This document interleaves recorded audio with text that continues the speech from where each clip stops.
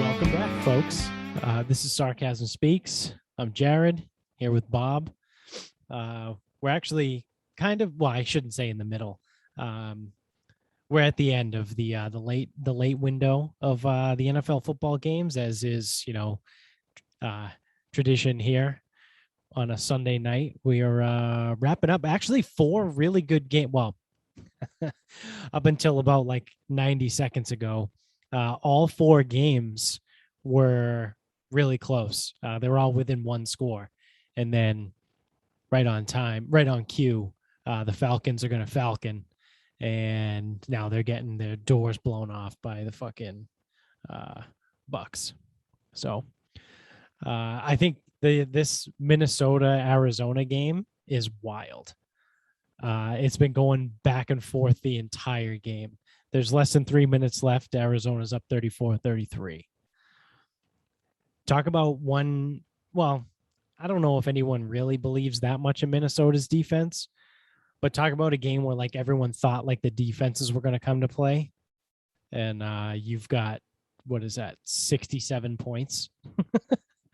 And there's still 3 minutes left. The problem with Minnesota's defense is they should be better, but they're just fucking not. Yeah. Oh my God. Tampa Bay just got another deflection, pick six.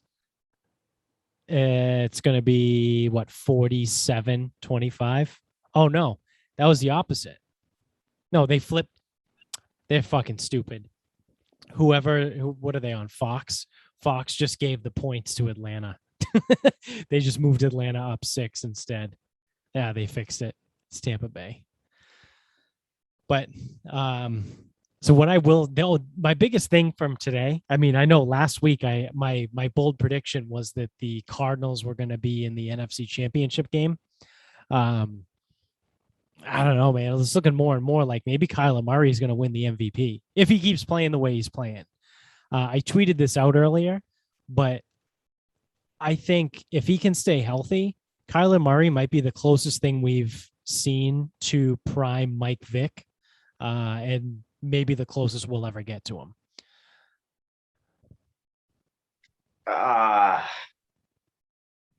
Closest. Yeah. Not close. The only other thing, so I had this discussion with my buddy Tony. Well, we went to high school with Tony. Me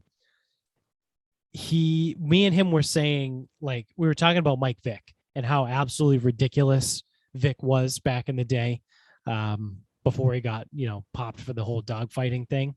And I had said that this was probably like 2 weeks ago.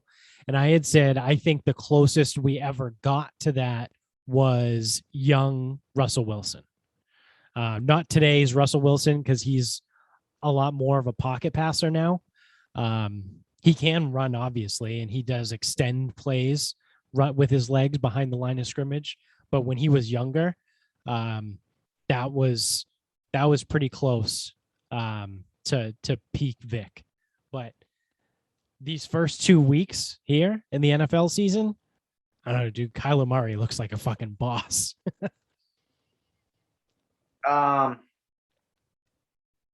Yeah, the only thing that's hard with Vic, because a lot of people, again, because it's like, you got kids these days talking about how good Lamar Jackson is. No, fuck Lamar Jackson. Lamar Jackson running is almost as good as Vic was running, but Vic was still better running. Yes. The main difference is Vic could also throw. Yeah. So it's like Kyler Murray can throw. Kyler Murray can throw, but he can't run like Vic. Like, seriously, he's pretty fucking fast. I know he is, but he runs like, so when Nico says the rodeo clown, he runs like a fucking rodeo. Like, yeah, it's like a fucking Benny Hill. Benny Hill? Is that the British fucking humor? Yeah, yeah. Yeah, it's a Benny Hill skit every time he plays. Like, yeah. Michael Vick, like, if you wanted, like, if we're gonna say any of these guys, like, I know Kyler Murray has a good arm, but he still doesn't throw it the way Vic did. Like, Vic used to throw balls like on a fucking line. Yeah. Lamar Jackson running with maybe Kyler Murray's arm. is maybe like, you know, the blend, but still, it's still not the same. No, I'm trying to see if I can get his stats. There was something ridiculous one of the years that I had sent to Tony. Yeah. So in 2006, so that was the last year he played before he was in jail for 2 years. He threw for 2,474 yards, 20 touchdowns, 13 interceptions, and then he rushed for 1,039 yards. So he essentially threw for 2,520 touchdowns and rushed for over 1,000 yards as a quarterback. Yeah. See, and the thing, because I've seen incarcerated Bob go through this with people, and it's like it's fucking kids. Yeah. And they're always like, oh, Lamar Jackson this, Lamar Jackson that. See, the thing with Michael Vick is you have to go to the highlights. You have to go to that run he had against the Vikings. Like, you have to go to what he actually showed on the field, because the stats aren't going to necessarily quite be there. But because like Kyler Murray's offense right now it's ridiculous. He just throws the ball fucking deep, and there's always someone there. Right. Like Christian Kirk is gonna look like he's gonna look like Moss. Yeah. I'm trying to get the passing leaders of 2006. So in 2006, yeah, he's probably like middle of the pack. That was the year Drew Brees threw for 4,400. Peyton Manning was 4,397, so like right behind. Mark Bulger was third that year with 4,300 yards. And then John Kitna was 5. Wow. Your top 5 passers in 2006 were Drew Brees, Peyton Manning, Mark Bulger, John Kitna, Carson Palmer. That's wild. So Michael Vick was 22nd.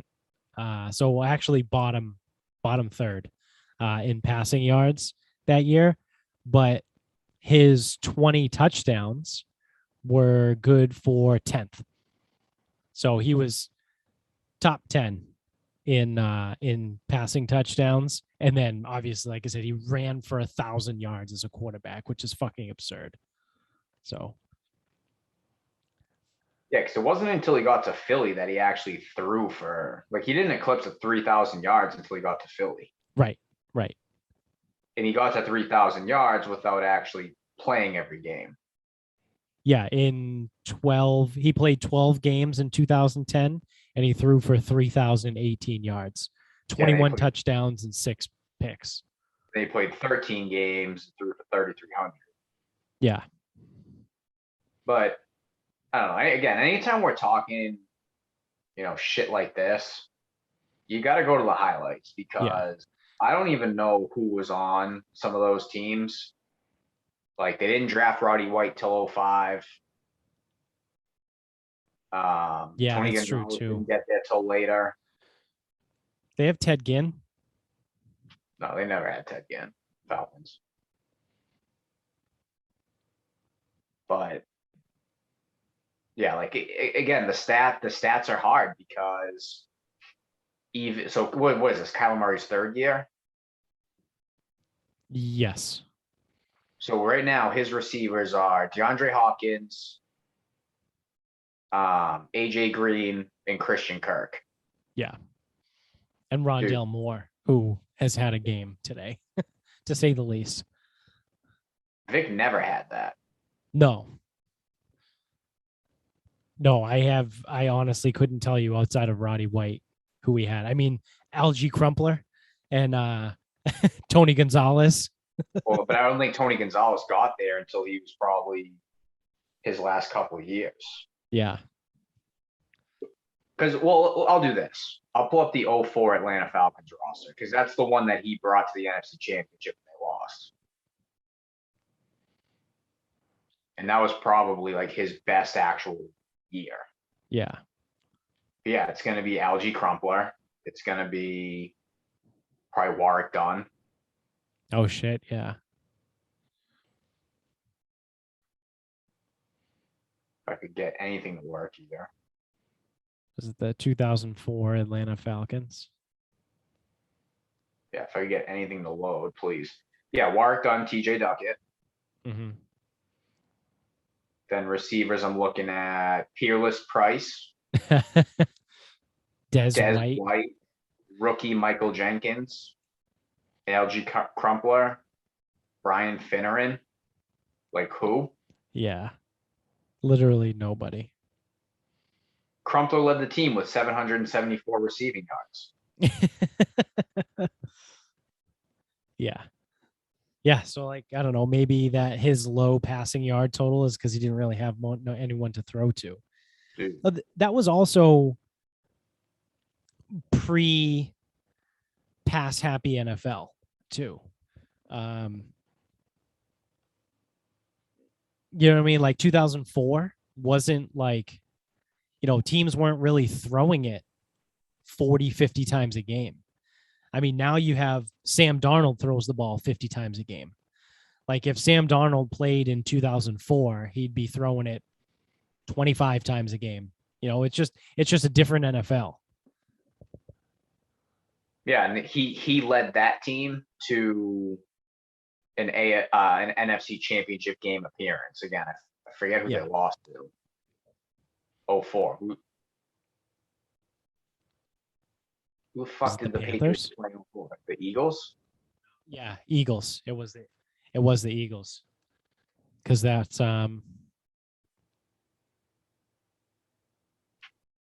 yeah, that's who the Patriots played. 27-10. They lost to the Eagles. Yep. So I don't know. It's hard to compare anyone to Vick because again, he missed 2 years.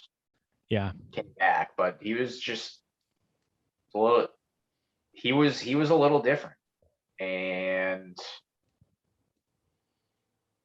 that's why you need to go to the highlight tapes. You can't really even just watch.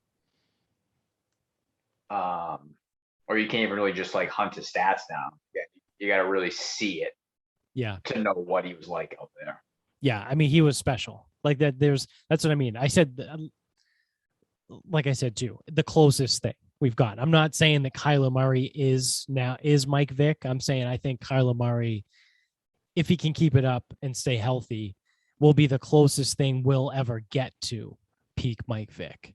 I don't think he's going to be Mike like how Vick was, but I think he has the potential to be the closest thing to that. Yeah, I don't think Lamar Jackson's ever going to be able to throw a ball well. So. No, Lamar Jackson can't throw. A sneaky pick there, though, that no one really knows what he could do, but he could potentially maybe get close, is Jalen Hurts. Yeah, I mean, Hurts probably runs. He's probably the best runner out of all of them. Yeah. Well, no, Lamar Jackson's still the best runner, but yeah, he could be. He would have to really elevate his game, though. Right. Yeah. Because in college, that was the knock, was he couldn't really make the passes. Yeah. When Vick was a freshman, he almost single-handedly won the national championship.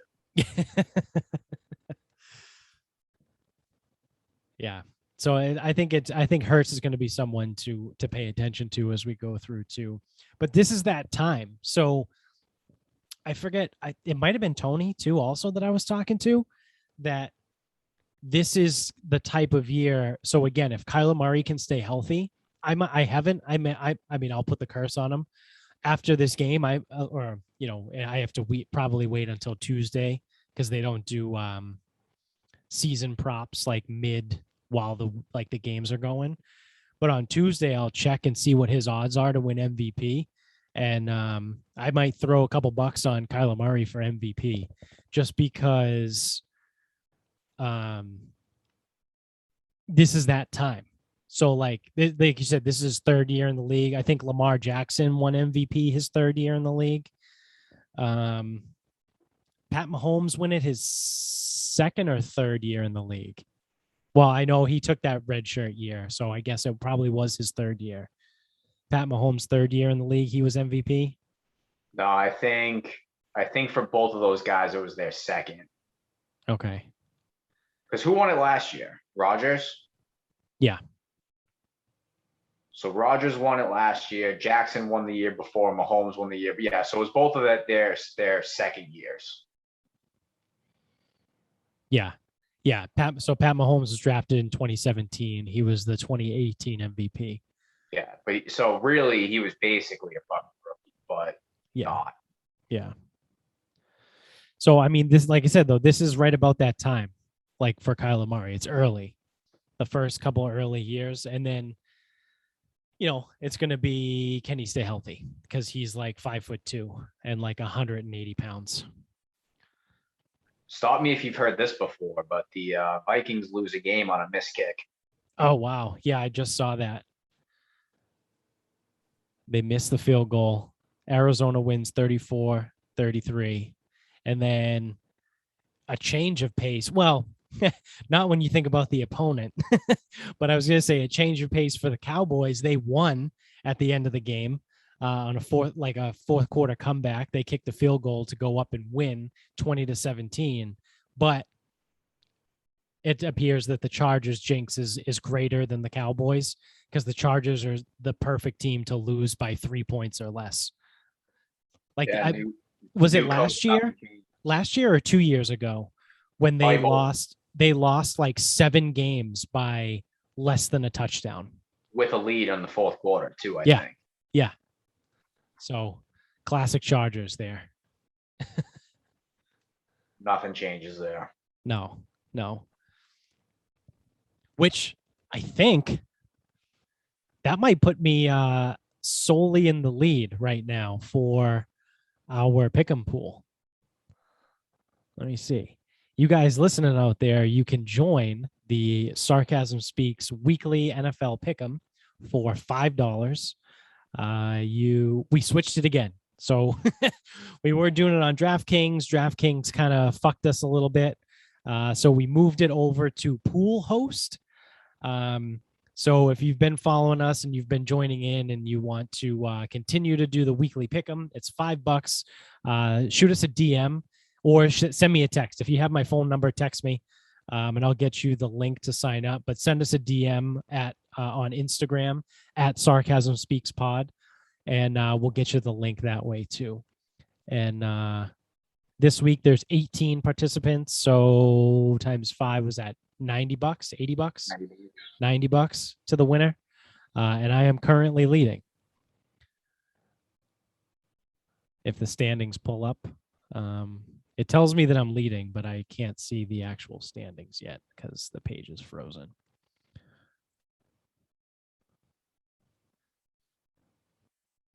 Yeah, I should. Yeah, I was gonna say I don't even. I try not to pay attention till all these games are over, because Tennessee and Seattle is gonna come down to the end. Yeah, they're still going. What was it? Was Seattle 5.5? I don't even know. I don't even know what it closed at. It probably got to 6 at one point. Yeah. Oh no, I meant like for the pool.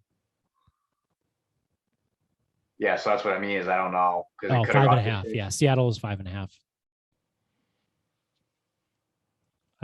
That looks like the only game that's left that's still going. I went, well, assuming that Seattle can hold on, I will have gone 4 for 4 in the late window. But now that I said that, Tennessee is going to win, or Tennessee will lose by 4.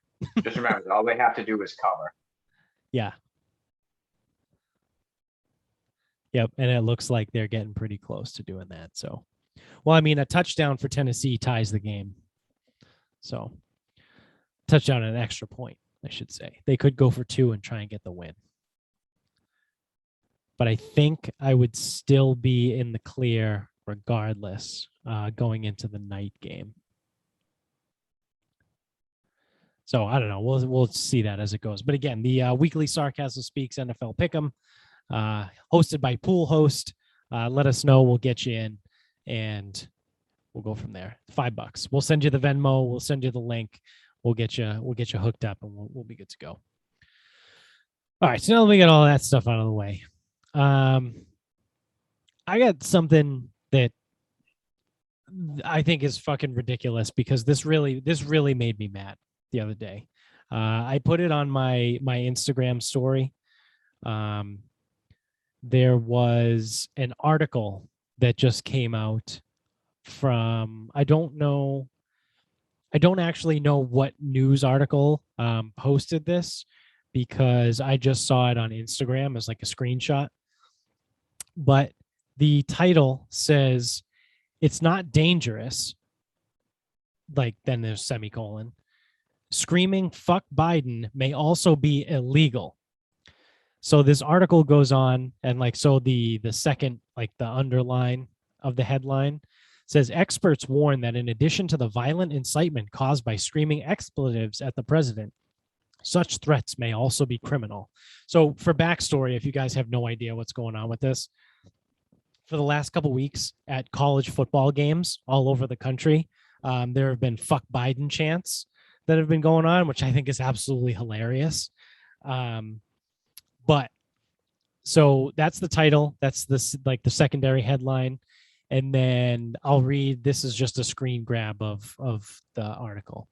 So it starts like in the middle. So it just says, exceptional performance by the president in the early months of his first term. I would imagine the word before that was probably despite. Despite exceptional performance by the president in the early months of his first term, a small group of far-right provocateurs have vocally expressed their dissatisfaction with President Biden. Their chants, screams, and threats, however, are far from civil. So a small group of far-right provocateurs apparently have infiltrated multiple college football arenas all over the country. So I don't know if you believe what they say about a small group of far-right provocateurs. I don't know. I think that's a little bit of a stretch here. In arenas packed with young students, the violent mobs yelled chants. I love that too. The violent mobs. What kind of violence have they done? Have they hurt? Has anyone been harmed? I don't know. This is really funny because obviously everyone knows the BLM protests and Antifa protests from last summer, well, 2 summers ago now, were mostly peaceful. Until cars were lit on fire and people were beaten, in some cases to death. But those were mostly peaceful. But that's not peaceful. Yeah. But the violent mobs at these college football games where no one has been injured, as far as I know, yells chants such as "fuck Joe Biden," and some chants even express support for the disgraced ex-president. Talking about Trump. They won't even say his name in this article. A legal expert describes the immense danger presented by these chants. Quote, "Such hostilities are not only gross harassment, but may be forms of criminal incitement and threats of," and then that's the end of the screenshot there. So I didn't bother trying to find the real article and read it because that pretty much gives you everything you need to know. Well, that article seemed like they really drew it right down the middle. Oh yeah, definitely. Because, like I said, with the whole violent mob thing, that all they're doing is chanting. And now they're saying that they're trying to insinuate that it might be illegal to say, "fuck Biden, fuck the president." Well, my immediate response to that is I took that. It was originally posted by Old Row on Instagram. So I reposted that to my story, my Instagram story, and I added a little caption of my own that said, "It's really funny because I bet the people that feel this way were the same people that supported Kathy Griffin." I don't know when that was, 4 or 5 years ago now. Remember when she held up the fake severed head of Donald Trump? Yeah. And like that was a whole thing. And then everyone was like supporting her, being like, "Oh, it's free speech. It's she can do whatever she wants."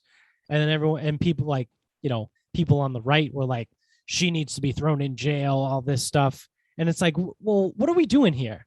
So to be fair, at the time I was listening to a lot of like conservative podcasts, and I had kind of like echoed that sentiment of like, she can't do that, that's fucked up, she needs to, like, there needs to be consequences, whatever. And I want to give a shout out to Finn, Mr. Finn, who him and I had a conversation about that at the time.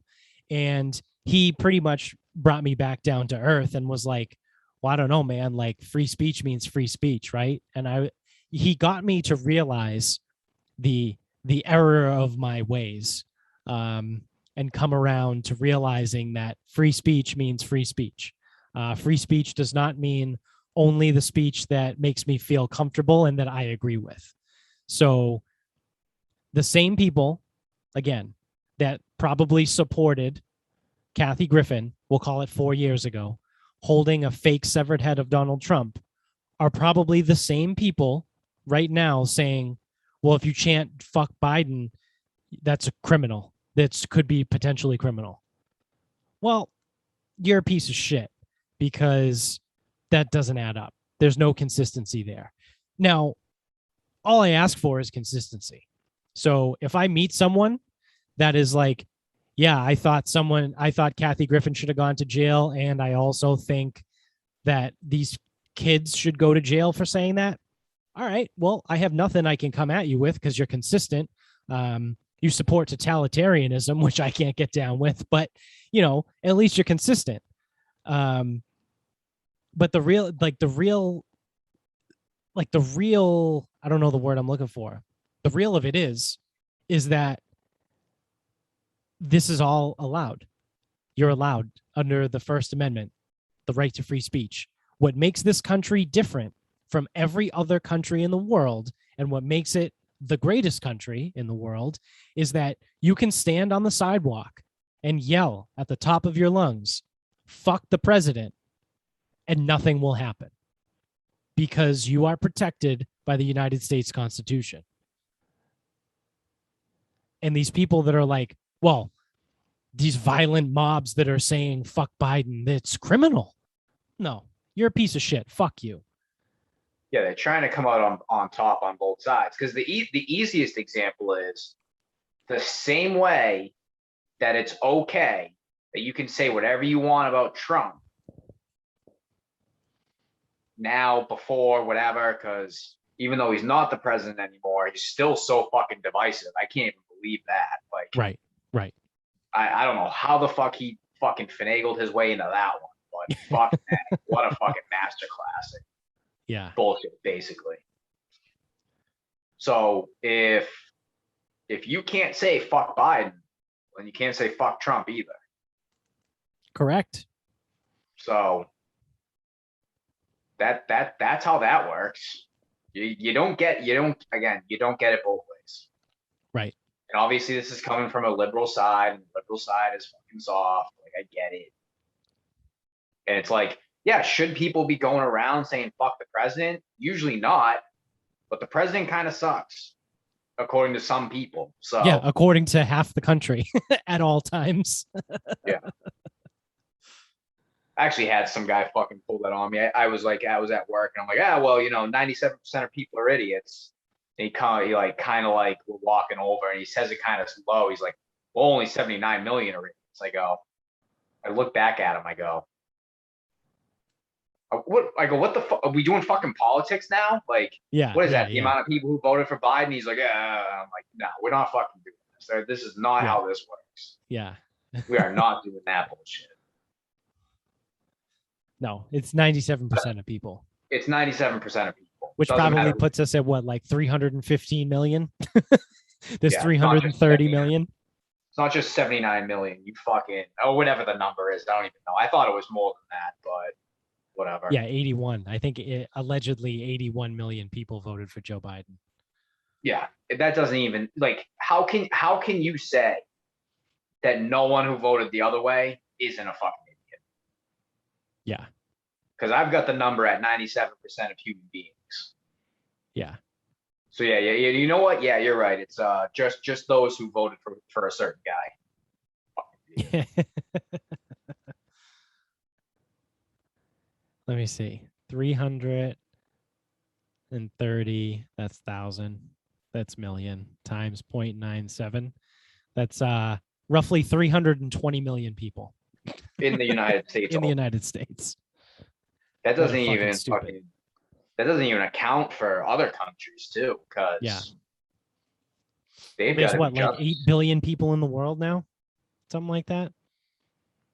yeah. So 7 billion of them are fucking idiots. Oh, God, Seven, way eight, more than that.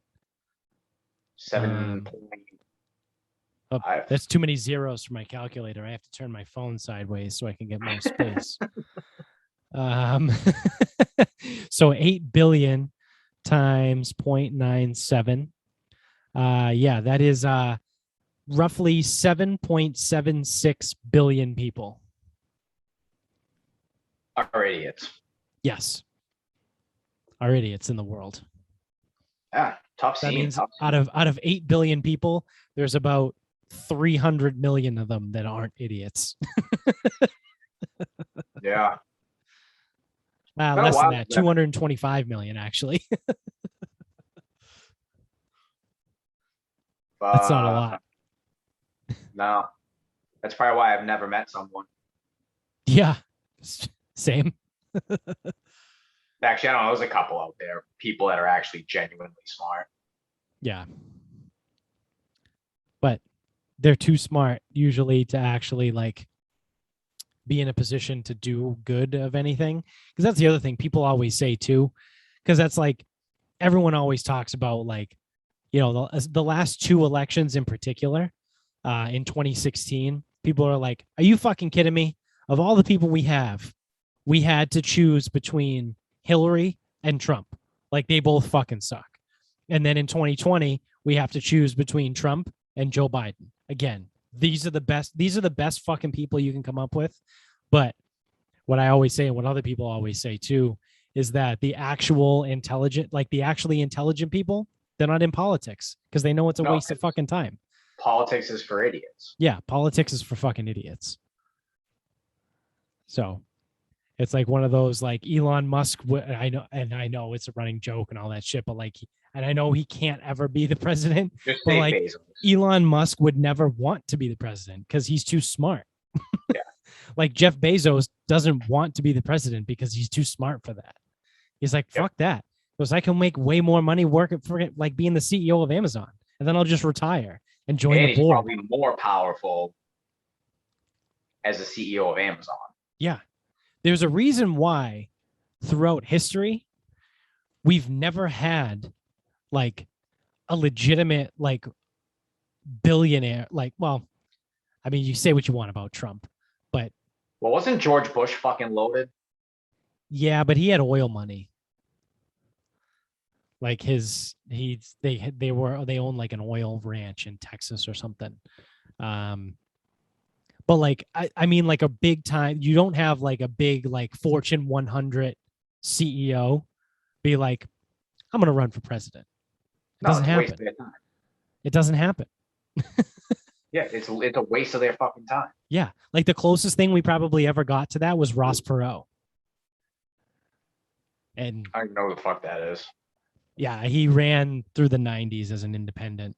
He's actually what cost Bush Sr. his second term. He was a legitimate like multi-billionaire at the time, and he just bought all kinds of like TV time in the was it the 1992 election. And because he was an independent, he was actually like level-headed and had some like normal policy. I A thought there lot of wasn't any room for that Republicans, in politics. yeah, a lot of Republicans voted for him, which means they didn't vote for Bush, which means Clinton won. Yeah, So probably on a landslide. yeah, yeah, I'm pretty sure it was a landslide. Actually, I think Bush fucking crushed him in '92. So everyone always blames Ross Perot for that, but I'm pretty sure he ran multiple times too, just because he can, because he had so much money.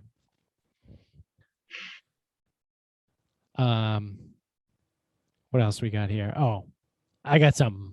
This is fucking crazy. At least I think so. There's I think we actually may have talked about this like at some point in the past on the podcast. Like, I mean, like, this might be going way back, like 2 years ago, 2+ years ago. But it is official.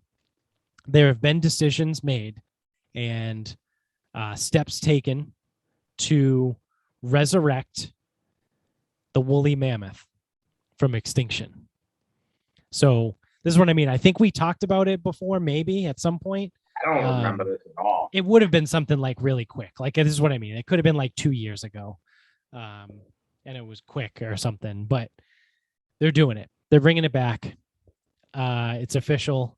What they're going to do is take the DNA from a woolly mammoth and they're going to splice it into an already existing elephant and then just kind of like see what happens. That's literally the plan. Isn't that how the Indominus Rex was created? Yep. That's what I was going to get at too. Like, has anyone seen any of like the 7 Jurassic Parks that exist now? Like, don't you know that you're not supposed to bring back shit that went extinct like thousands of years ago? Like, yeah, well, yeah, it's cool. Let's bring back the woolly mammoth. I mean, what could go wrong? I don't know. Lots of fucking shit could go wrong. Yeah, you're introducing an animal. I don't know where the fuck you're going to introduce this thing. Antarctica, I hope. No, so here's the plan. They're going to inject the DNA from a woolly mammoth into existing elephants. They're just going to kind of like watch and see what happens. And then if it's a success, their plan is to move the woolly mammoths to Siberia. So okay, just build big walls around Siberia and it should be fine. I mean, Siberia's inhabitable. Yes. Inhabitable. I don't know. Uninhabitable. Is that 2? Is that a double negative? It could be. Thus making it habitable, yeah. Which it is not. You can't live there. Yeah. It's just frozen tundra. Yeah, like mammals can barely fucking live. It's there. Lambeau Field. There's a reason why it's the punishment for fucking Russians. Yeah, yeah. So they're literally just going to be like, yeah, we're just going to put all the woolly mammoths up in Siberia. And then what? And then what happens? But I look at that like, why? You're going to give them to the Russians? You're going to gift woolly mammoths to the Russians? I mean, like, what are they going to do? They're going to put fucking like Star Wars where people fly in with fucking planes and they're riding fucking these obscure alien animals and like win somehow.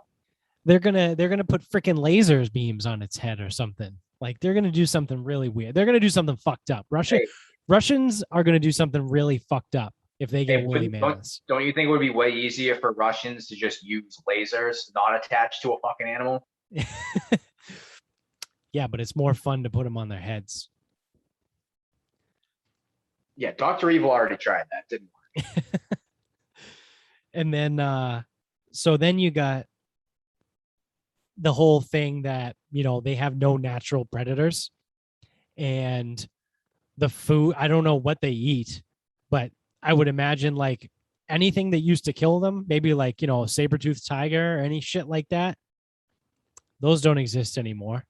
So if this does work and we just drop like 10 woolly mammoths in the middle of Siberia, who's to say like 30 years from now, there's like fucking hundreds of these things and we're like, oh shit, we got a woolly mammoth problem. Looks like we gotta open up a hunting season.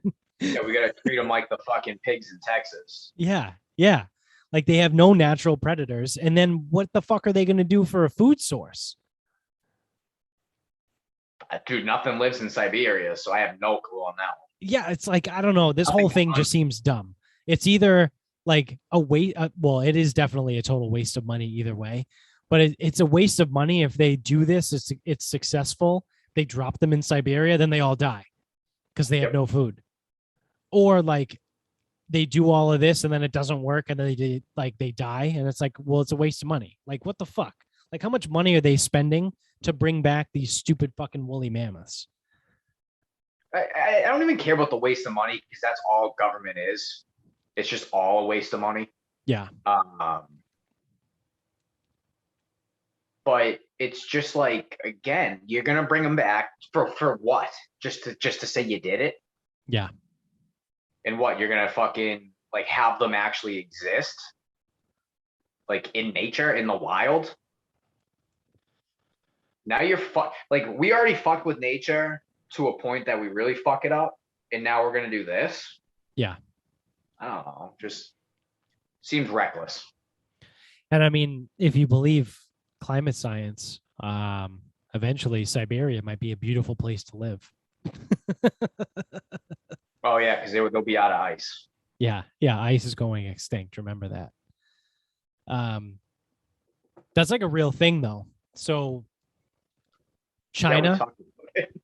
what? No, about ice going extinct? Yeah, no, it's a real thing. Yeah, no, But we're gonna run out of ice. yeah, we're gonna run out of ice. It's gonna happen. 2054, right? According to some people. So According to a podcast I was listening to. yeah, yeah. But so China has been buying massive amounts of real estate all throughout Canada. And I recently heard on a podcast I was listening to that the reason for that is because they're playing the long game and they're betting that the climate is going to change and that eventually Canada is going to become a temperate zone. So essentially, like, with global warming and the whole fucking planet gets warmer, everything just kind of like shifts up or down. It shifts away from the equator. So like everyone knows, like around the equator, it's fucking tropical, right? But from north of the equator, south of the equator, like equal distance, well, that tropical zone is just going to get bigger, and then the temperate zone is like where we are normally, but like the temperate zone is then going to also shift up, speaking just for us in the northern hemisphere. So like 50 years from now, Massachusetts might get the weather pattern of like South Carolina in like the 90s. Essentially is kind of like what I'm getting at here. So that 50 years from now, Massachusetts in the 90s would be call it central Canada. Because northern Canada is fucked. They're just always going to be. They're going to have ice until all the ice goes extinct. Are they buying up the fucking Northwest Territories? Yeah. Northern Canada is just fucked. But like, call it central Canada is going to be like I said, like Massachusetts in probably now or from the 90s. So that's the whole thing as to why China is buying all this real estate in Canada, is because they're playing the long game and they're hoping to turn it into like agriculture. Okay. Yeah. So who's doing the woolly mammoths? I don't know. I would assume it's Americans, because why would we spend? Because I also saw it was a CNN article, and it said it didn't give us a amount, that like a total amount of how much it was going to cost, but in the article it said they just received a $15 million boost. So they received an additional 15 million on top of whatever else they already had. So God only knows how much money they've actually spent. And that's not coming from like some African country or something? Yeah, no, I doubt it. That's too bad. Yeah. A new biosciences and genetics company, Colossal, has raised $15 million to bring back the woolly mammoth. Dude, this sounds too much like a fucking Jurassic Park plot. Yeah. The fucking company's called Colossal? Yeah. The woolly mammoth went extinct roughly 4,000 years ago. Yeah, dude. I don't know, man. This sounds too much. Yeah. Too much like really fucking stupid. I don't know what like I said, I would imagine Colossal is a US based, because why not, right? Sounds like a very its name in English. All right. Said the company Colossal. Let's find out about Colossal. Colossal Laboratories and Bioscience. Just tell me where they're based. Do they have an about us?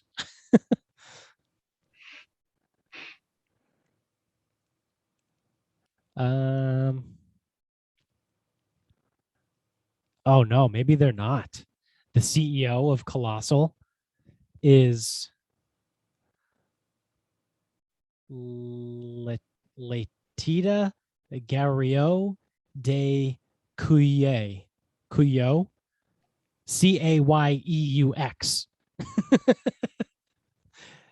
Could be French. Could be French. That could be French. That could be Spanish. Yeah. Oh, you know who's an investor in the company? Tony Robbins.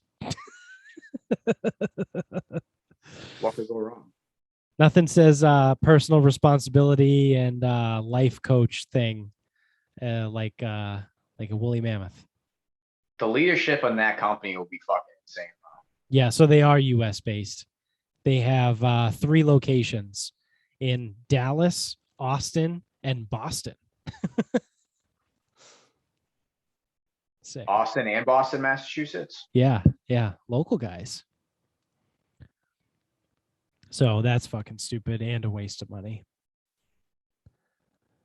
But well, I just hope that the woolly mammoths come back. I hope they take over the planet. Yeah, that wouldn't be bad. Like, I hope they wipe out humans. That would awesome. Probably be the best case scenario. That would be awesome. They come back like super intelligent. Well, yeah, they're gonna fuck this up. Yeah. Yeah, because they're blending them with elephant DNA. So like elephants are already really fucking smart. Yep. And then, I don't know, maybe BD Wong is going to be in there and maybe he'll put a little bit of his own DNA into it too, just to see, just for shits. I'm just saying, if one of them kills Jeff Goldblum, we're fucked. We need Goldblum. We have to say that's how fragile the line is right now. So you haven't seen Shang Chi yet, have you? No, have you? Yeah. So I went yesterday. Me and Amy went to go see it. So no spoiler alerts here. Like, I'm not going to spoil anything. I'm not going to give anything away. But I feel like I have to say something because I am on record on this podcast saying it was going to suck. Saying it was going to suck, and then I even backtracked a little bit and admitted that even though I said it was going to suck, I'm sure because it's Marvel, they'll figure out a way to make it cool, and I'll fucking eat socks over it. Well, let me just say, my mouth is fucking stuffed with socks, and that's all I can taste because socks that I was sweating in all day. Yeah. It was a fucking awesome movie. The whole, again, I'm not going to give anything away, but I went into it with literally zero expectations. Like I had zero thoughts. Like I was walking into it not being like, this is going to suck, but also not being like, ooh, I'm excited, whatever. Like I was as fucking down the middle as it could be on this game. And I go in, and the first 15 minutes, I was hooked. I was like, this is fucking awesome. I'd call it like 15, 20 minutes. It opens up. And I don't know about you, but I was a big Jackie Chan fan as a kid. I loved all of his movies and I loved all of his stuff. And the opening scene just reminded me of a Jackie Chan movie because it was like a mix of like action and comedy and like, you know, the Jackie Chan like hijinks where like, and it's funny too because it fits Marvel because, you know, Marvel does that. It's like action, but there's like funny comedy built into the action. And Yeah, I like, mean that was Rush Hour. yeah, and that was Rush Hour, and that was Jackie Chan. Like that was how his movies went. So it fits nicely. And from the opening 15, 20 minutes, I was hooked. I was like, this is fucking awesome. Like I feel like I'm watching like a Jackie Chan movie. It's pretty fucking cool. Um, I'm excited. And then they proceeded. I think the movie was probably like 2 hours and 15 minutes, and they absolutely blew it out of the fucking water. Um, so like I said, I still can't get the taste of fucking socks out of my mouth. Um, I highly recommend it. You have to go see it. It's pretty fucking awesome. It's a great movie.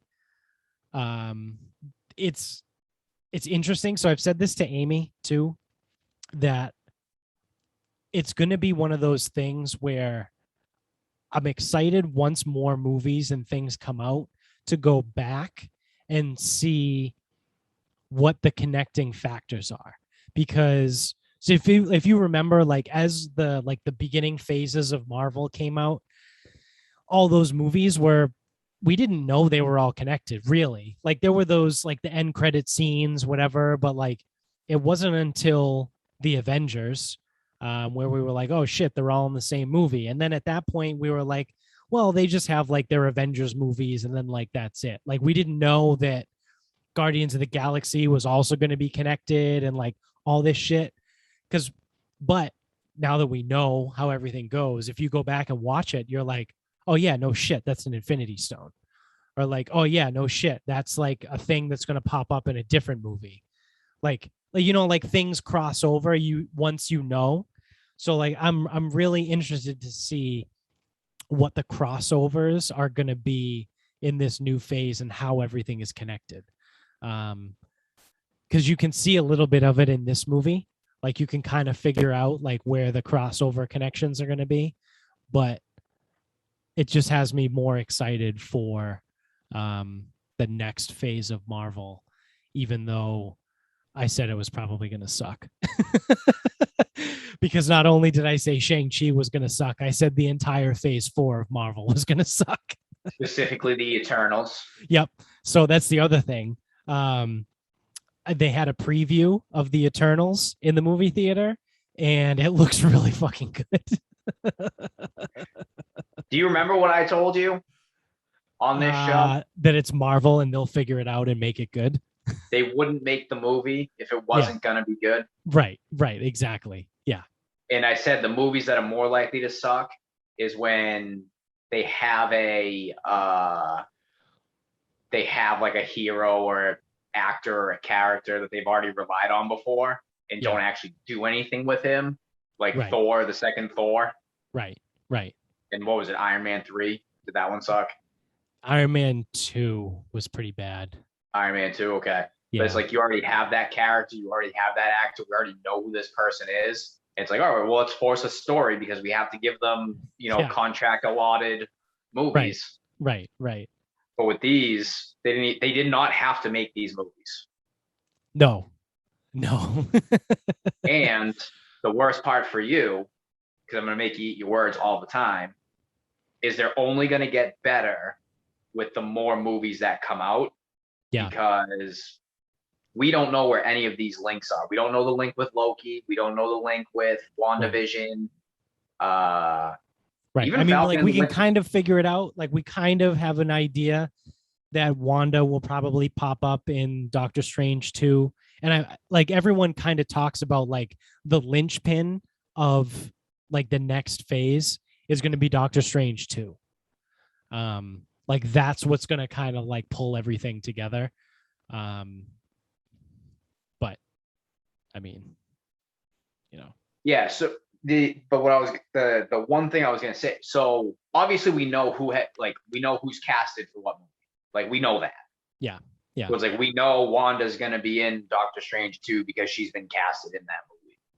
But like how the elements fit in and work in, and because it's not gonna be any surprises. I mean, yeah, okay, there'll be small surprises about who's in what. Yeah. But once casting comes out, it ruins most real surprises because we know who's going to be at least there. Right. But then it's like, especially with Wanda, it's like, how is she going to fit? Is she going to be like a a villain? Is she going to be bad, good? Is she going to be helpful? Do they have to work against her? Do they work together, but she's going rogue? Like we have no idea. Yeah. Yeah. Or is she going to be fucking up the multiverses to find something else, and that's why they have to go and fucking figure it out? Because she doesn't mean badly, but it's fucking everything up. Like, who knows? Yeah. And then, like, again, how does Loki fit into that? Because they didn't just make Loki just to fucking have him there. Right.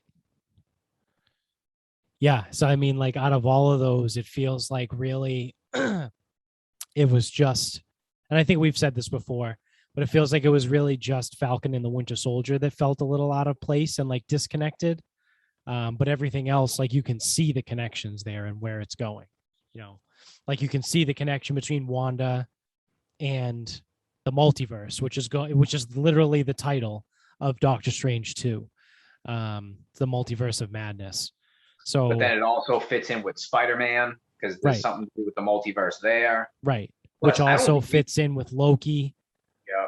So and I don't think we really understand. I know I don't think we really understand the multiverse right away. Like, no, and you have this What If thing. Have you been watching What If?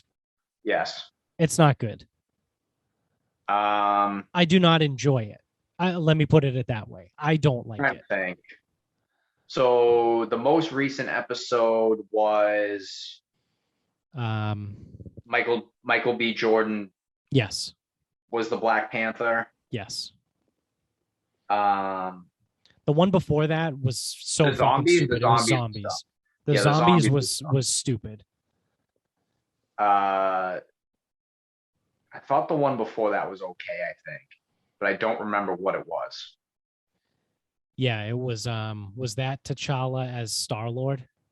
I think there was one after. I think that was the second one. Maybe the second one. And I don't remember what the third one was. Yeah. Yeah, this last one was no, there was one of them was what if Tony Stark never became Iron Man? Wasn't that one of them? Was that the one in between T'Challa and the zombies? No, because that was the most recent one. What if Killmonger rescued Tony Stark? Oh, right. Yeah. Wait. Was there another one with Tony Stark and someone else built, or he never built? I thought so. Did they do two with it? Like, did they do two with him? Does Robert Downey Jr. need money again? Yeah, okay. So this is what it is. There were actually two in between T'Challa as Star-Lord and the zombies. So the first one was Captain Carter is the first Avenger. Yeah. That one was like kind of weird, but now that there's been 6 of them, it might be one of the better ones. that one was dumb. And then it was T'Challa became Star-Lord, and then it was the world. What if the world lost its mightiest heroes? That was the one where they all get killed off by a serial killer, and I forget who the killer was, but they all died. Someone was going around killing all the fucking heroes. And then the fourth one was what if Doctor Strange lost his heart instead of his hands? That's when he tried to go back. That one was pretty good. And I think maybe what's happening there is because I keep hearing this, and again, I'm not a comic book guy, but I keep all throughout the last couple things, people have been talking about like Mephisto. Like everyone kept saying he was going to pop up in WandaVision, and he didn't. But from what I've gleaned from this Mephisto character, again, who I have no idea who he is because I've never read the comics, he appears to be similar to the end product of that Doctor Strange when he lost his mind. You know, he kind of went like dark Doctor Strange. Yeah. I thought that might be how Marvel takes its license to come up with Mephisto. Because some of the things they do, like their stories, don't fit the comics. they kind of like take their own like poetic license in a way. Like I read actually a lot about Shang Chi after I went to go see it. Like I read a bunch of stuff on it, and it turns out they took some again, they took some like poetic license on like the storyline of how certain things came to be and stuff. And they've done, I mean, the MCU and Kevin Feige or whatever his name is Yeah. he's done that throughout. You know, like he's taken some little bits here and there and like come up with it and made it his own. So I think maybe this is just a guess, but I think that What If Doctor Strange episode is what's going to introduce Mephisto. Yeah, I And then could see after that that. was the zombies one that sucked. And That was then awful. this last one was Killmonger rescued Tony Stark. That was all right. Yeah. But again, it's like I don't know. So I assume that the whole point is to maybe introduce some characters, which is interesting. I didn't think of that, and I just looked up Mephisto. I'm like, okay, I could see that happening. Yeah. I figured the Watcher is going to be something that we see going forward. Yeah. Well, isn't he a celestial? Yes, I think so. Yeah. So we get introduced to the celestial in the Eternals trailer. Yeah. So beyond that, I don't know, but it's no surprise Marvel is doing well. They're figuring it out. yeah, of course. But the other thing I wanted to say before I guess we start wrapping things up here is for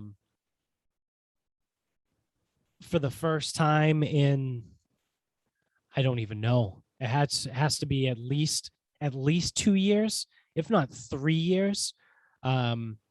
There's actually a slate of movies that I am excited for and I'm looking forward to coming out. So during all the previews that were going on at Shang Chi, there was obviously they had the trailer for the Eternals, which comes out November, maybe I think October, November. It's pretty soon, relatively soon. Then there's also Jackass Forever. The new Jackass is coming out. Not be seeing that. Which, I mean, they're all old, and I probably won't go see it. Well, I am 99% sure I won't go see it in the movie theater. But when it eventually comes on streaming, I'll watch it because it's Jackass, and why the fuck not? But I think it's real. There's nothing they can do. Like Jackass jumped the shark. Yeah. Probably with the first movie.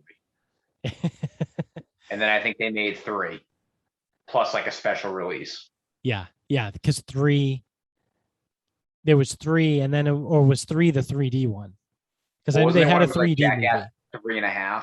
Yeah. Or something. I don't know. Yeah. Really lost its appeal after the first movie. So they have that coming out. Then they have Venom, Let There Be Carnage. So I just watched Venom for the first time like a month ago. Never seen it before. It was okay. It was okay. It's weird having Tom Hardy as that character. Just because from what I remember so I was a huge Spider-Man fan as a kid. Like Spider-Man and Batman were probably those were my 2 favorite superheroes as a kid growing up. Like I had all the Spider-Man video games and I watched the cartoon. And from what I remember from the Spider-Man cartoon, Venom, like, I don't know, it was just weird. It wasn't that. It wasn't what I remembered. And I think the guy was also kind of like a nerd. And I don't think I think they half-assed the whole Tom Hardy nerd thing. Like, I don't know. It could have been better. It didn't suck, but it could have been better. But the preview for Carnage looks pretty fucking good. Woody Harrelson is in it.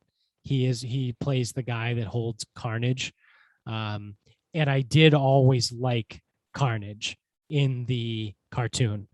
Like I liked when he was around and came into that. So I'm excited for Venom 2. And then lastly, the fourth movie that I cannot wait to go see, which comes out, and I'm almost certain I will be seeing this in the movie theater. It comes out in like 2 weeks. Is No Time to Die.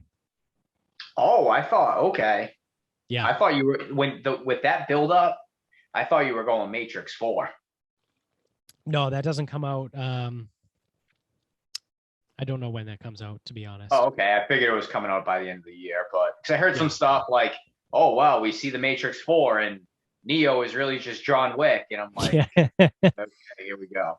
So originally, the Matrix 4 and John Wick 4 were scheduled to be released on the same day.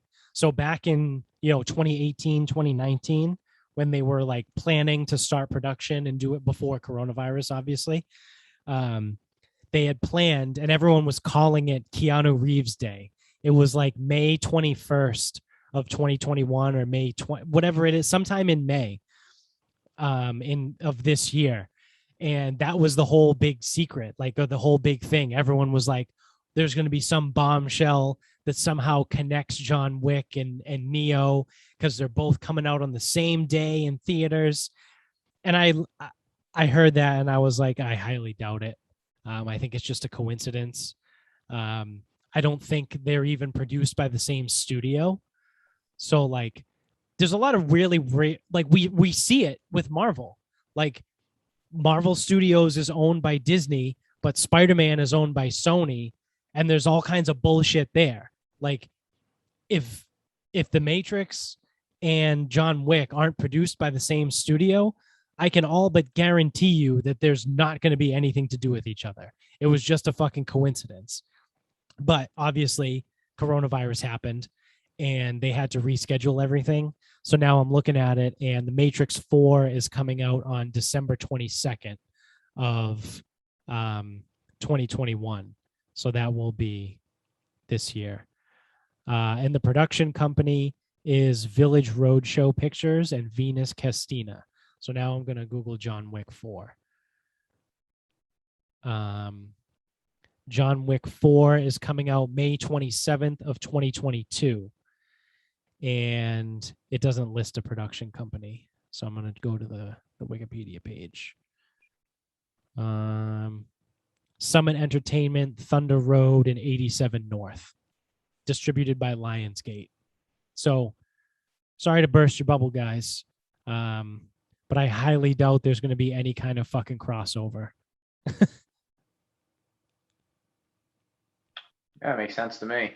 Yeah. If they're not owned by the same company. Yeah, The Matrix is owned by Warner Brothers. So all right, anyway, back to the important stuff though. Bond. Yeah, James Bond, October 5th. Comes out. Fuck. You want to take the dog so I can go watch a movie? Yeah. I don't think he can sit in the crate that long. Which now that I look at it, that might not be right. October 5th is a Tuesday. Oh yeah, but like what day of the week is it in England? October 8th. Sorry. So it is that week. It's that Friday, October 8th. So I'm pretty pumped for that.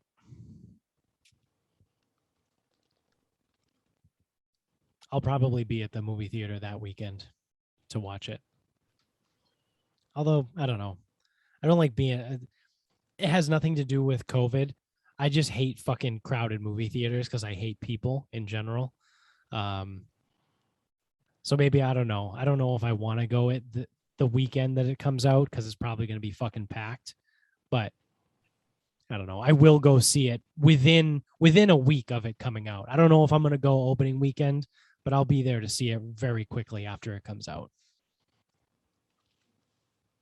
I wonder how long I don't even know how old he'll be at that point. How long can a Labradoodle puppy sit in a crate for at that point? I don't know if 4 hours is enough time. Yeah. Yeah. Fuck it. Bring them with you. Yes, we can start yelling at me. Yeah. Yeah. Exactly. All right. Well, you want to start wrapping this up? We can wrap this up. All right. What So do you I got? played Acoaxet, or the Acoaxet Club in Westport, Mass. Yeah. A little bit parts unknown.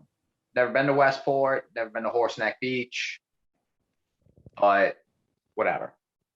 9-hole course on the ocean. We had an event there.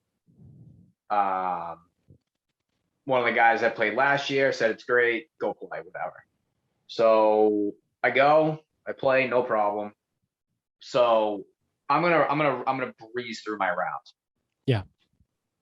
First hole, hit driver 22 yards short of the green. Chip up, knock in an 11-footer, we're off. Second hole,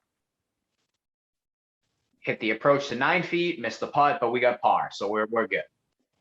Third hole, first tee shot, lost. So I hit 4 from the fairway. That goes right of the green. Get up there. Guy I'm playing with goes, well, I got it, but you're not gonna like it. Underneath the bush, just trying to like get a club on it. Yeah. I don't know what I did. I may have topped it. I don't know. The ball goes backwards. Oh, good. So I'm just trying to fucking knock it forward because I'm underneath the bush. Yeah. And there's nowhere good to take an unplayable. I would have to go back in the fairway because behind this bush is a cart path and just more like there's nowhere to go. Right. Right. Ball goes backwards. It's underneath the bush now. I cannot hit. Right. So I have to take an unplayable and put it exactly back to where it just was. So 6 was the unplayable, 7 was the chip, get it just short of the green. 8th shot, chip it on the green, runs all the way off, 9 feet from the, oh, I'm sorry, 15 feet from the fringe. Put that up, tap it in for 10. Made a 10 on the third hole. Nice. Nice. Par 4 made a 10. And I'm like, fuck me, man. Birdied the first. I'm like, let's see if we can find a way. Just find a way to put a 10 on the scorecard and break 80. I'm like, it's a 9-hole course. We're playing it again. Some of the tees changed, but that first tee, I almost drove the green the first time, and the tee's right there again. So yeah, let's see what we can do. Get up and down for par on 4. Make a bogey on 5. You know, fucking shivved a shot off into the sand, whatever. But this hole, the 5th hole, the green where you hit from looks like it's an island green because all you can see is the ocean behind it. Oh, shit. Pretty fucking cool shot. Oh, wow. So whatever, I make bogey there. You know, we get to the next hole. I make bogey there, and I'm like, God damn it, dude. Like, you're going to put up a fucking high number if you don't fucking write this shit. Like, fucking clean it up. Yeah. So we're on 7. Par 7. Par 8. Hit a drive in the rough on 9. And I go over the green. Like, okay. I've short-sided myself. Back pin. Got to fly a bunker. Whatever. Sick. So I popped the ball up. I landed in the fringe.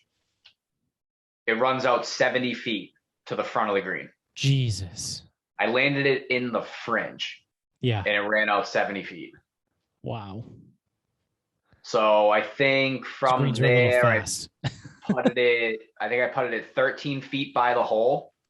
And as I just told you that I landed in the fringe and it ran all the way to the front. Yeah, my 13-foot putt that I barely hit went 8 feet by the hole. Jesus fucking Christ. Missed that, tap in for triple. Were you putting on like a NASCAR bank?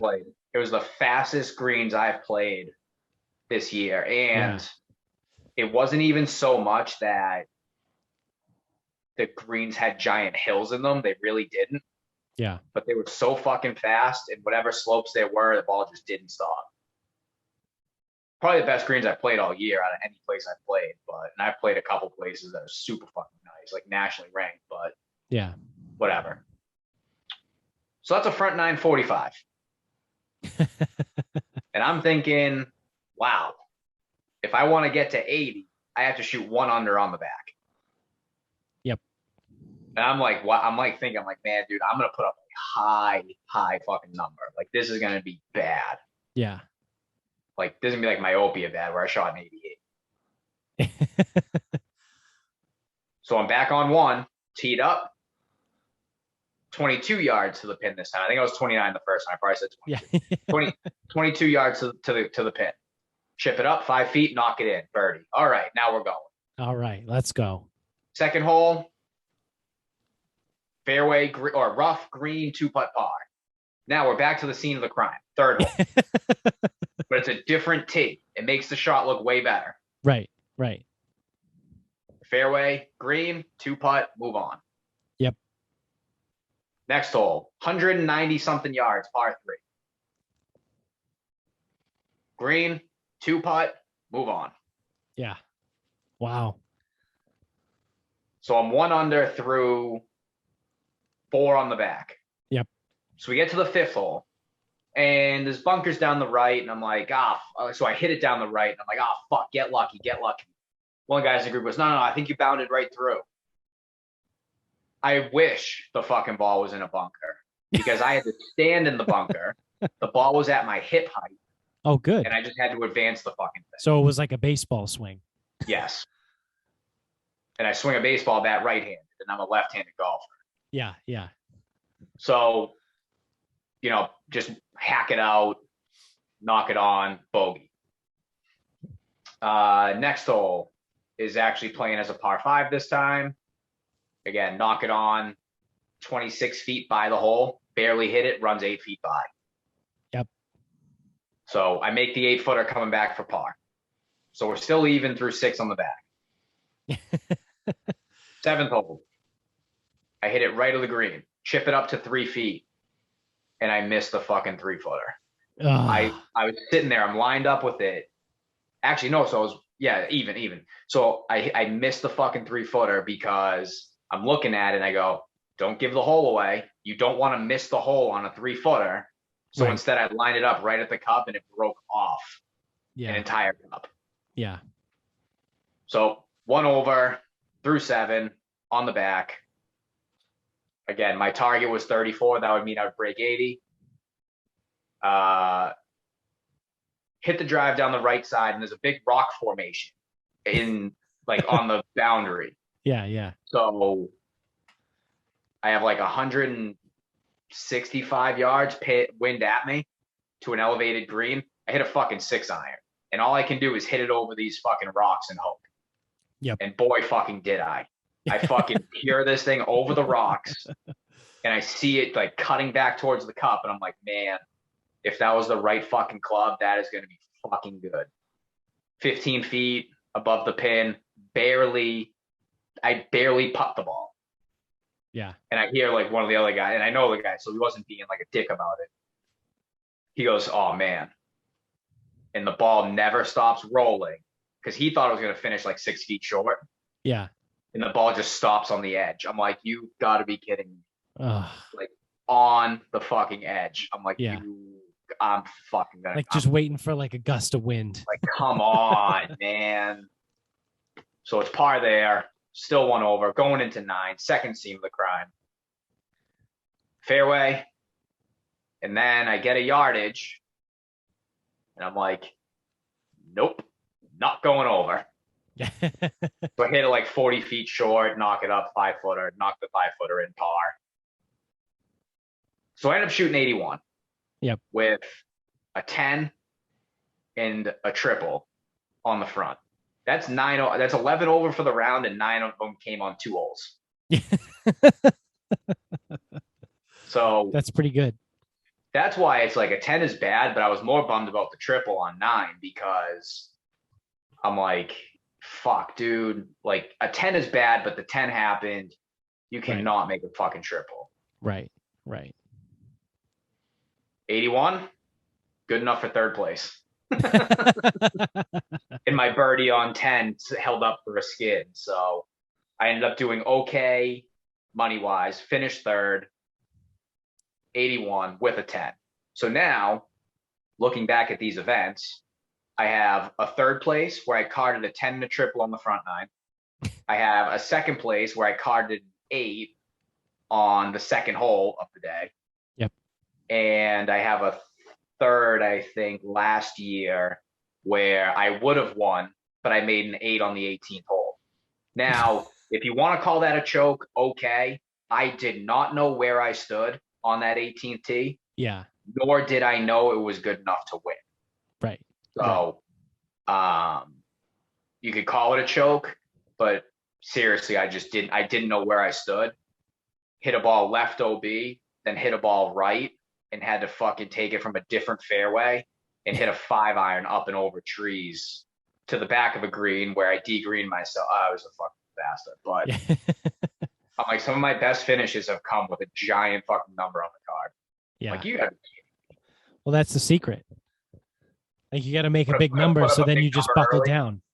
Yeah, put up a big number early. Yeah. Yeah, everyone knows if you make an 11 on the first, it only gets better from there. Yeah. Well, it can only go up from there. Fucking A. But yeah, Acoaxet, sneaky good golf course. Is it public? Best greens I've played. Visually, because it's an ocean course, so visually it's probably one of the better courses I've ever fucking actually stepped foot on. And it's probably as unique as Highland Links down in Truro. Mm-hmm.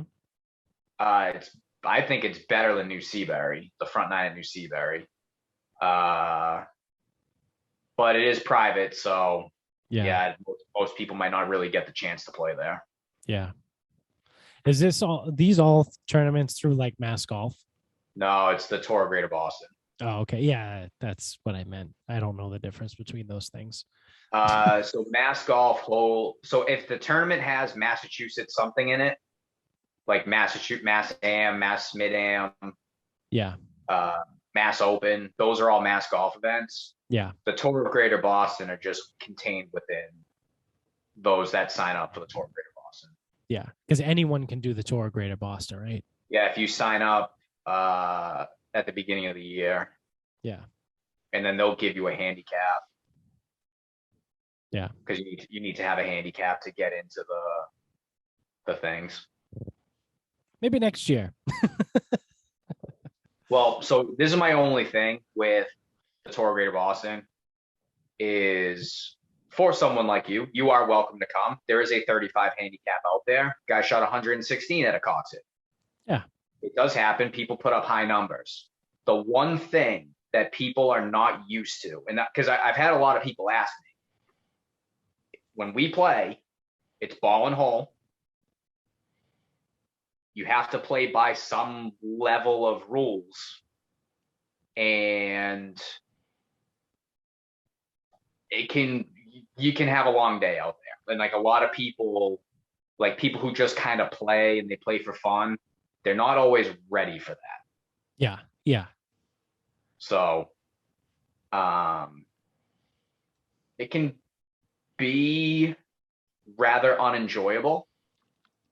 Because like I know someone who's an 8 handicap, he put up I think he shot 114 at Eastwood Hole last year.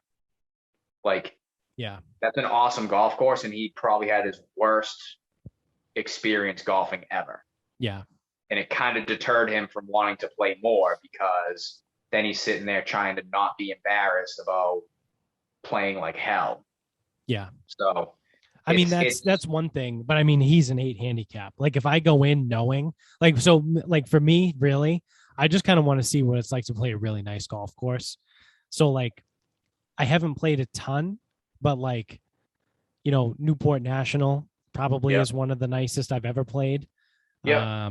That used to be on the event list. But I'm trying to think of some other places like that I played that are really nice that like, I don't really care. Like, so when I go to Newport, I don't really care how I play because I'm just kind of like there for the experience. Yeah. The only thing that, and this is why I say, because I was telling another guy, because he was the guy at Harmon in the club championship. He hit, so it's like the fifth hole. He hit it down the left. He hit a snap hook down the left. And they're like, oh, that might be OB. Why don't you hit another one? And he hit 5 snap hooks down the left because he was so fucking nervous. Yeah. Now they found the first one. The first one was in play. Yeah. That gets people. And there is a max out, like, so it's a max out of 10. Yep. Per hole. It's just like one of those things, like, it can rub some people the wrong way. When they just get into that mode. Because again, I just told you, some guy shot 116. I think he shot 134 at Marshfield this year. I shot an 81 for the tournament. He shot an 81 on the front. Do you know how many fucking shots that is? That's like, do you realize how many shots 81 shots is in 9 holes of golf? That is a lot. That's 9 shots per hole, right? 9 times 9 is 81. Yep. Is it? Yeah. Yeah. Yeah, it is. 9 times 9. That's 9 shots per hole. Yeah. Some people will never play golf again if that's them. So, but like, what I mean too is, like, I would look at it and be like, I would expect to do something like that because I know I'm not good.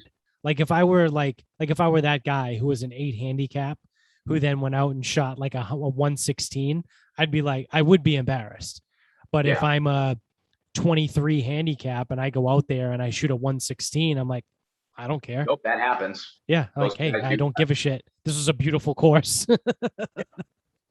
that I wouldn't have been able to play otherwise. Right. And that's originally why I joined. But then once I realized, because that's all I wanted to do was I just wanted to play some nice places. Yeah. But then I quickly found out that it actually fits my ability level really well for the gross. Now, this is the other thing too, is when we go, there's a gross score and a net score, and you could win the gross, you could win the net. I don't get enough strokes, so I'm never in the net competition. Right. And then there's side pools where there's gross skins, there's $20. There's $5 skins, $20 skins. Then there's $5 net skins, and then there's a $5 net Stableford. In the net Stableford, for whatever fucking reason, some of these dudes just fucking clean up with. Yeah. But again, I don't get any strokes, so doing the net Stableford doesn't matter for me. Right. So there's a little bit in there, but the one this is just what I've heard from talking to people. It's like knowing when to re-tee, knowing how to take a drop, knowing when to, it's that type of shit. Yeah. So, all right, something to think about. We'll see. For my final thought, I have it's fall themed here because we're moving into fall. All of this, it brings up your basic white girl shit of, everything's pumpkin, your pumpkin spice latte and your all this bullshit. And I say nay to that. Fuck your pumpkin spice, anything, because if we're talking about fall and like fall flavors and everything, apple cider is like miles or heads and shoulders or any of those sentences do no justice as to how much better apple cider is than anything pumpkin flavored. Fuck your pumpkin beer. Fuck your pumpkin latte. I don't care. I don't care about pumpkin anything because apple cider is way fucking better than anything pumpkin flavored. And if anyone's out there thinking that this might not be true, I have one word to prove my point. Donuts. Yes. Well, that's what I was going to get to. A pumpkin spice donut sucks. Cannot, will not ever be better than an apple cider donut. No. Apple cider donuts. And I don't give a fuck if they're made by Stop and Shop or fucking some guy on the farm where they mill the fucking wheat themselves. My new thing right now is getting the apple cider donuts from Market Basket down the street, and you pop them in the microwave for like 20 seconds, and then you throw a scoop of vanilla ice cream on it, and I could eat that every single day. I may end up, with diabetes and some obesity issues, but I could eat 4 of those every single day. They are so fucking delicious. Apple cider donuts are one of the greatest inventions ever. They're just fucking delicious. They're awesome. And like I said, from Market Basket, from the Market Basket bakery, they fucking smack. So, if that's the case, then anyone that's going to do like a real homemade like apple cider donut from some sort of like apple farm or something, they're going to be 1,000 times better.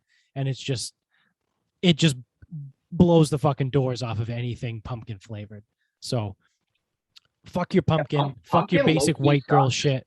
Give me apple cider flavored things all day. Yeah, pumpkin low key sucks. Yeah, no, I agree. I totally agree. So that's all I got on that. There's no further need for that. Yeah. Yep. So team apple cider over here. So that being said, that is going to do it for us. So thank you for watching. If you're on YouTube, make sure you subscribe, give us a thumbs up, leave us a comment below, help spread the word, tell everybody you know about the show. Subscribe wherever you're listening right now. If you use the Apple Podcast, go over to the iTunes store, give us 5 stars, leave us a review. All the engagement helps our natural rankings and the podcast rankings and all that stuff. Big thanks to grillyourassoff.com. Use our promo code SarcasmPod for 15% off your entire order. They have a bunch of new seasonings. And again, I mentioned this before, but I am part of their exclusive, I forget what they call it. I'm a member of the Grill Your Ass Off, team, whatever I forget what it's called. It's their exclusive membership. They just sent out an email that they're going to have a new product dropping soon that I'm not going to spoil on this podcast because it's not open to the public yet, but it's open to me because I am an exclusive member. So again, you can join too. Go to grillyourassoff.com, create an account, sign up as your exclusive grill club. It might be the grill club. I don't know. And when you make your purchase, for all purchases, it doesn't matter. You can use this promo code a bajillion times if you want. It'll work every single time. Promo code SarcasmPod for 15% off your entire order at grillyourassoff.com. Also, thank you to MyBookie. MyBookie.com. Use this same promo code, SarcasmPod, and they will double your first deposit up to $1,000 over there. I have been on a fucking tear on my sports betting in the last month. I'm up, what was it, maybe like 25 units or something like that in the last 30 days. I'm fucking killing. You can follow me on Action Network and get my picks. I also post our predictions for the NFL every week on our Instagram at Sarcasm Speaks Pod. You can also find all the stuff we have over on Twitter at Sarcasm_Speaks. Our Facebook page is Sarcasm Speaks. And until next time, good night.